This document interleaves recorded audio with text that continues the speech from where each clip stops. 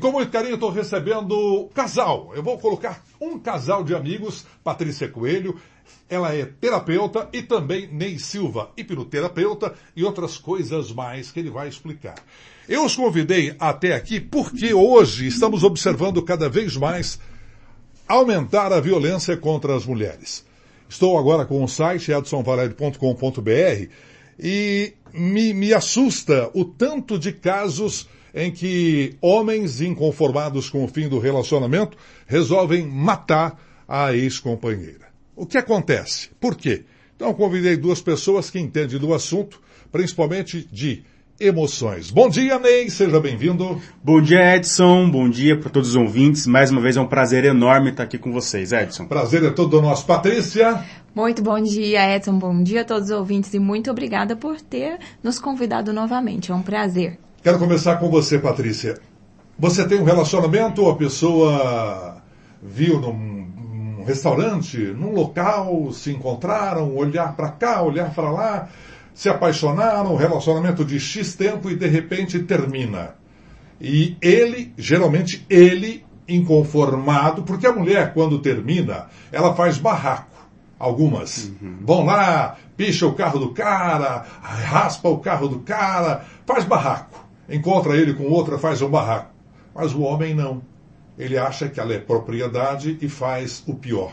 O que leva, Patrícia, uma pessoa que ama a outra, quando termina o relacionamento, ir para o extremo? Para aquilo que ninguém quer, ninguém espera. Ótima pergunta e isso é muito real e assustador. Mas primeiramente, Edson, vamos falar aqui, para um relacionamento chegar nesse ponto, a gente tem que voltar lá atrás, né? Como você falou, muitas vezes as pessoas se encontram, se apaixonam e começam. Existe algo chamado alinhamento, primeiro de tudo, alinhar, conhecer o outro, conhecer um pouco do passado, o que eu quero, o que você quer. E aí vamos entrar dentro de 99% dos relacionamentos, é o que vem para mim no consultório. Existe algo antes do relacionamento abusivo que é chamado de disfuncional. O que é um relacionamento disfuncional? Então, para ele chegar nesse ponto que você falou, ele já demonstra uma disfuncionalidade muito antes. Não é assim de uma hora para outra. Só que as pessoas muitas vezes não têm conhecimento. Por quê? Muitas das mulheres vieram de lares ou que elas perceberam assim desde a infância é algo abusivo. O que eu falo isso? São coisas simples. Por exemplo, eu vou dar o meu exemplo. Eu vim de um lar abusivo, onde eu era xingada, onde eu era colocada para baixo, onde eu me sentia presa. Não é porque meus pais não amavam, era a forma que eles tinham de conduzir. Só que o que eu senti, o que eu percebi, e eu já estive em um relacionamento abusivo, falo com muita propriedade, é que eu não merecia amor, eu não era valorizada. Então, o que acontece? Eu me envolvi, eu, Patrícia, terapeuta, em um relacionamento abusivo, onde eu era colocada para baixo, onde vamos lá, antes do abusivo tem um disfuncional, tem as falas. Você começa a perceber, começa assim, olha, já te falei 1000 vezes, por quê? Começa um ciúme, sabe, aquele questionamento, por que você fez isso? Por que não fez? Existe o silêncio, existe a chateação que não é colocada em palavras, existe gritos, e isso é o disfuncional. Para chegar num abuso, vamos lá, o abuso é eu me sentir presa e não conseguir me desvincular daquilo. Como? Eu escuto manipulações. Se você me deixar, eu vou ficar muito triste. Ou coisas assim, por exemplo, que eu escutava no meu relacionamento, que tinha uma filha envolvida. Se você separar, sua filha vai ficar sem pai. Olha uma pessoa falar isso, a gente nunca sabe do que ela é capaz. Ou silêncio. Tá, o silêncio como resposta, e a mulher vai lá, fala o que ela quer, o que ela precisa, ela até explana a necessidade dela. E o outro lado calado, vai engolindo. Tudo isso é disfuncional. Para chegar nesse ponto, então, teve muita coisa que aconteceu, tá? E depois ele se tornou abusivo, para chegar a isso daí. Então, o que leva? A gente não conhece o ser humano, é por isso que precisa de ter um alinhamento, e eu trabalho com um relacionamento funcional, ensinando para os meus pacientes como detectar, porque é difícil. Eu estive 10 anos e eu não entendia, eu demorei 10 anos para entender que o meu relacionamento era abusivo, psicológico, porque eu me sentia fraca, eu não conseguia sair daquilo. Ele não era um psicopata que chegou a fazer alguma coisa, mas eu digo assim, era presa. Só que o quê? Eu tinha uma demanda, eu tinha algo que eu sentia que me prendia àquilo. Então envolve muito o interno também da mulher. Ela só está nesse relacionamento, porque ela tem uma demanda interna que faz ela sentir algo que conecta com essa pessoa. E ela não consegue se desvincular, a não ser que ela peça ajuda e não chegar nesse ponto. Ney, agora vamos ouvir você. Eu quero voltar daqui a pouco com a Patrícia sobre o mesmo assunto. O que leva nós, homens, na maioria das vezes, somos os responsáveis pela quebra do relacionamento. Geralmente somos nós quem fazemos o erro. Geralmente, na maioria das vezes, o homem comete o erro e a partir daí a mulher começa a fazer cobranças porque ele errou e a partir daí ele começa a mostrar um homem que ele não tinha antes em si. Ele começa a ser mais agressivo, ele começa realmente a fazer muito mais aquilo que ela cobrava. E aí? Você, dentro do assunto que a Patrícia acabou de explicar, como é que nós podemos nos mudar? Como é que nós, homens, podemos mudar essa forma de encarar esse problema?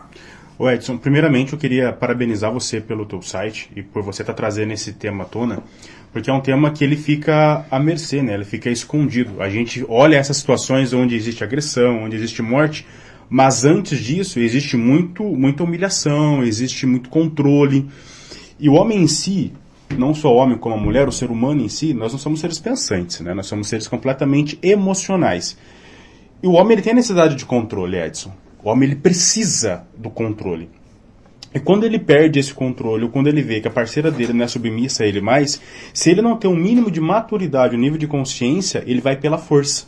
Pode ver, esses homens que praticam esse tipo de situação, que leva ao extremo, eles estão tentando provar o poder deles, provar o controle deles. Então, quando eles não têm isso, eles vão, de alguma maneira, não acredito que seja de forma racional, eu procuro acreditar que nenhum ser planeje assim, eu quero acabar com a vida daquela pessoa, apesar da gente saber que tem casos isolados, mas eu acho que é muita crueldade, é uma linha muito pequena, muito extrema, que eu nem consigo comentar sobre ela. Mas a grande maioria, eu acredito que é pelo ímpeto, pela insegurança, pelo impulso, e a pessoa depois ela nem percebe a cagada que acabou fazendo. Isso vem do quê? Da nossa educação, a forma como fomos criados? Porque hoje mudou muito, mas eu me recordo de tempos atrás, desde muito pequeno, o pai, principalmente a italianada, coloca o menino de 3, 4 anos em cima de uma mesa, vai lá no bingolim dele, o que você vai fazer com isso quando crescer? E ele já fala, né?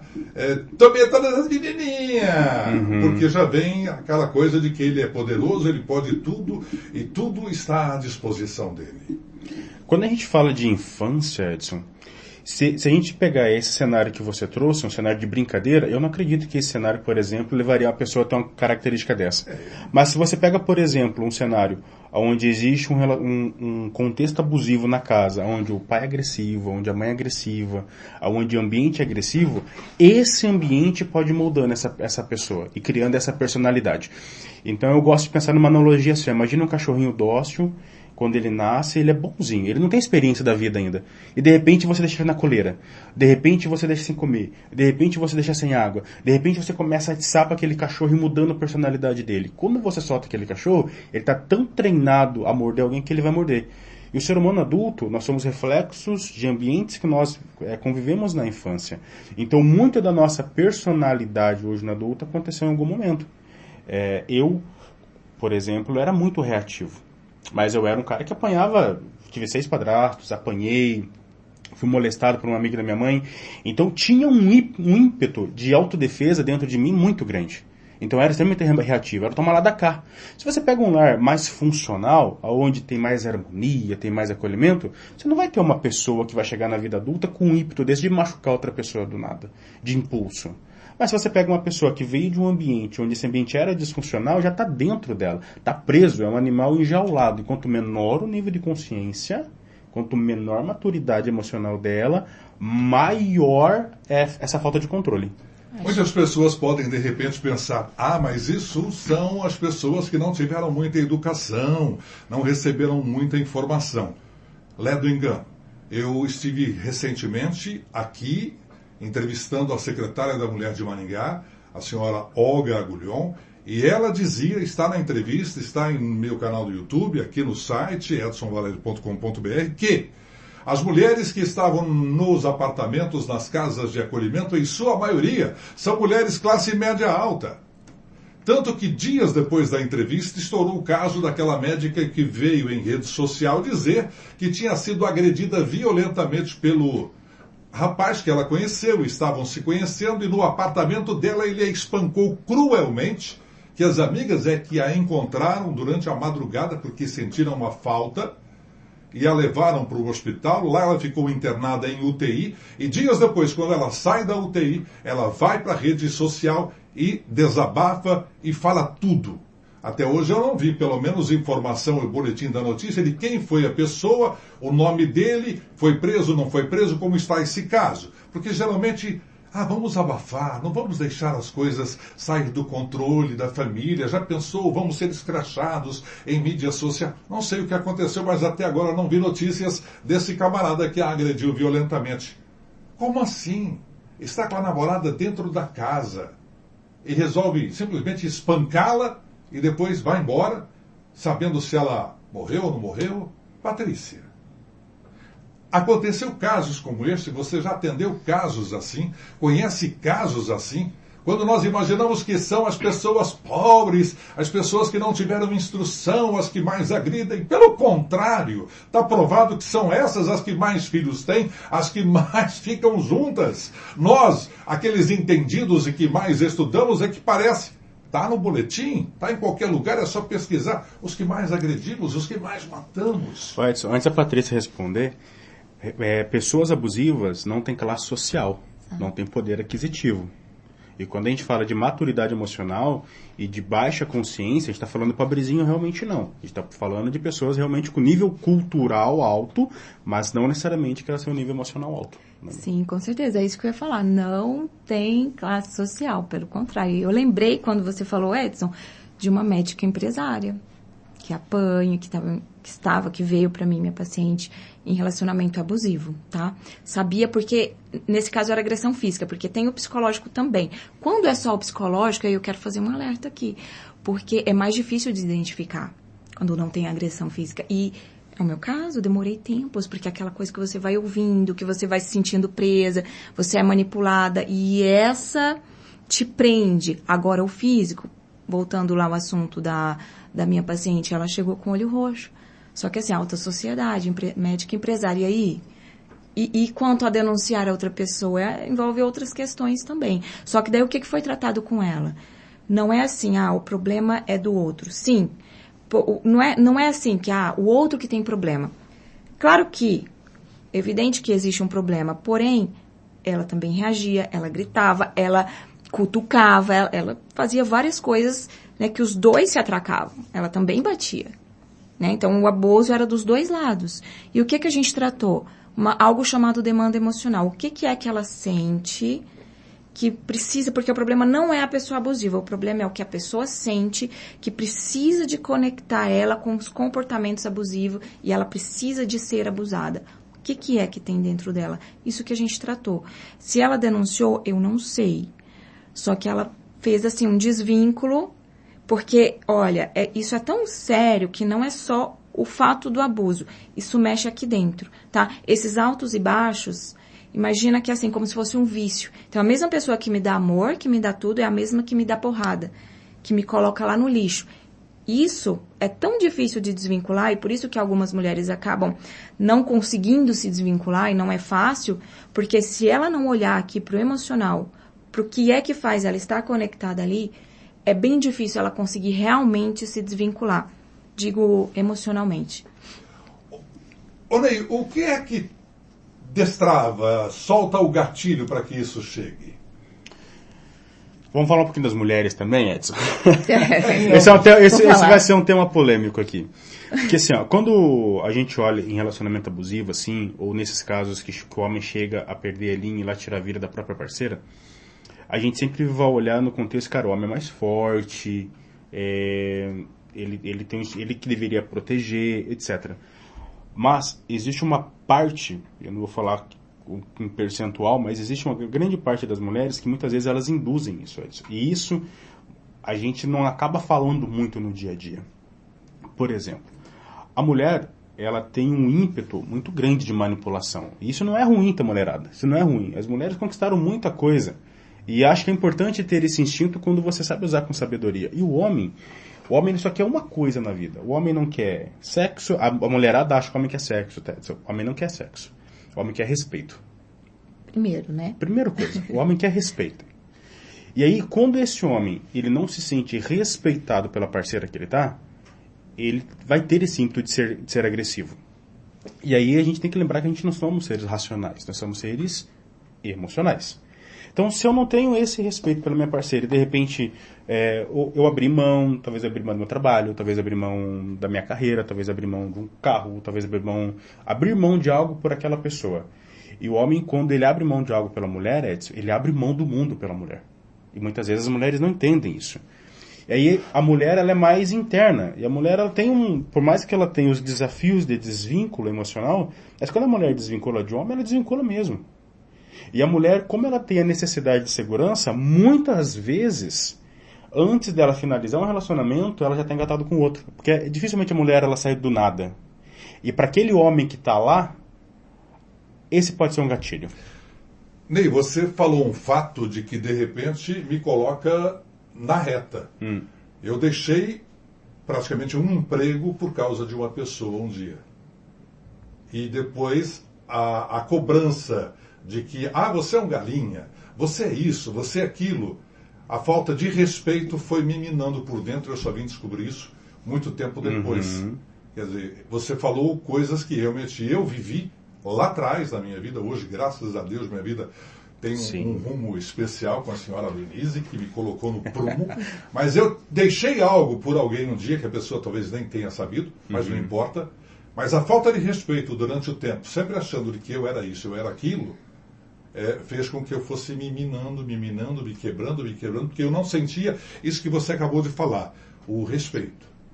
Não é o respeito, sim senhor, eu vou. Não é esse respeito que você quer. É sentir-se dentro de casa valorizado, amado, e de que quando você faz algo, a pessoa conversa e não agride, e não julga, e não culpa. Exatamente. Agora, pensa que muitos de nós, Edson, nós temos uma linguagem muito de atacar o outro, né? Punitiva, muito punitiva. Obrigado, amor. A gente não sabe falar o que a gente sente, a gente fala o que o outro nos fez. Então, imagina você pega um homem dentro desse estado que, na cabeça dele, cara, já perdi tudo, vou ter que recomeçar. E, de repente, a mulher começa a minar. Porque a culpa é tua, porque você fez isso, porque tu não é homem, porque tu não é homem. A pior coisa é falar pro homem, o cara não é homem. A mulher, desde cedo, ela tem um acompanhamento. Se você for parar para pensar, a mulher, desde cedo, de todos os traumas, a mulher, ela tem um acompanhamento de mãe, de pai, de família. A mulher, ela é mais escolhida. O homem não. O homem, desde pequeno, ele não pode chorar, não pode fazer isso. Então, o homem já cresce com uma bombinha dentro de si, uma bombinha relógio. E que, de repente, um gatilhozinho de uma fala, tu não é homem o suficiente, você não fez isso, você não fez aquilo. Cara, aquilo explode. E aquilo explodiu, meu irmão, sai da frente. Significa que, se não houver um braço dado aqui, um braço dado ali, Patrícia, nós não teremos alegria e não teremos amor. Cada um tem que se entregar um pouco daquilo que tem dentro de si para que o melhor possa acontecer no relacionamento. Exatamente, Edson. E como o Ney falou, eu vou até complementar. Para um relacionamento, vamos olhar, ele se tornar abusivo, ocorreram outras coisas antes. E tem a parte das mulheres, lá na minha mentoria de mulheres, por exemplo, que eu falo, ensinar elas a se comunicar, porque vai apontando o erro do parceiro, começa assim, vai apontando o erro ao invés de pedir, porque nós não sabemos pedir, não aprendemos a nos comunicar, a colocar as nossas necessidades ou as nossas emoções em forma de palavra, de forma que não punimos o outro. E aí o homem já é ensinado a suprimir, né? Suprimir, fica para dentro. Geralmente eles não falam, tem mais dificuldade. O homem já não é, a mulher já é interna, ela tem facilidade de olhar para a emoção. O homem, não, ele é externo, pela própria estrutura mesmo dele, pela habilidade. Então, se não houver de um lado, às vezes o cara nem é abusivo, gente, não é. Mas todo o contexto, né, vai se perdendo, assim, o controle emocional, junto com a imaturidade, e a pessoa se torna aquilo que ela não gostaria de ter se tornado.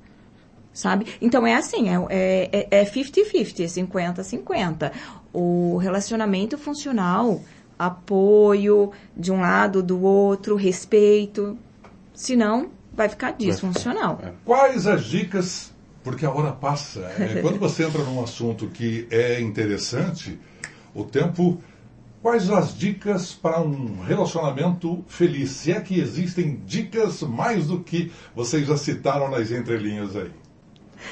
Quer falar? Quer começar? Começa. Casal de terapia. A galera fala assim, como é que é se relacionar com um terapeuta, com um terapeuta? Tem um desafio gigante, porque você começa a falar com o outro, é demanda sua, tá? Você tem que resolver isso daí.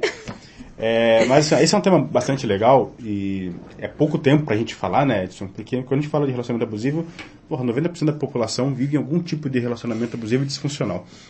Antes de eu falar o que pode se fazer para ter um relacionamento funcional, primeiro de tudo, entenda como é que é o teu relacionamento, sabe? Eu acho que para você que está nos assistindo, nos ouvindo, assistindo quem vai assistir gravado depois, entenda que você não é um lixo. Eu quero deixar isso claro. Tu não é uma lata de lixo para você segurar problema dos outros. Existem dois tipos de problema, o meu, o seu, e cada um resolve o seu.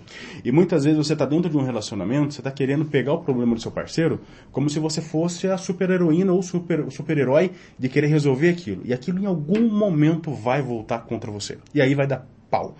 Duas pessoas com expectativas diferentes gera frustração, e quando gera frustração, gera atrito, gera ruído de comunicação, gera um monte de coisa. E se você percebe que tem ruído de comunicação entre você e seu parceiro, é importante vocês procurarem ajuda.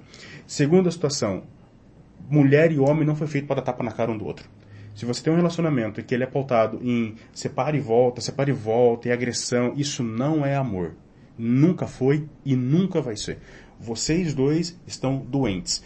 Se a pessoa vive num relacionamento onde tem agressão verbal o tempo inteiro, agressão física o tempo inteiro, separa e volta, vocês estão doentes. Se nunca ninguém falou isso pra vocês, eu tô falando.